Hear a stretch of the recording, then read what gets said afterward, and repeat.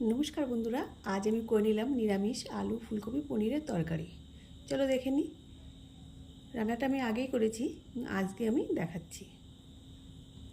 ফুলকপিটা আগে একটু অল্প লবণ দিয়ে হালকা সেদ্ধ করে নিয়েছি।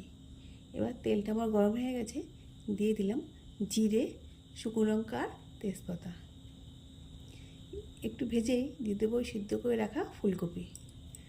ফুলকপিটা একটু নেড়ে দিয়ে দেবো লবণ, হলুদ, টমেটো আর মশলা। মশলা তো দেখতেই পেলে, জিরে, আদা আর কাঁচা লঙ্কা। আর আমি কিন্তু শিলেই মশলাটা বেশি করি।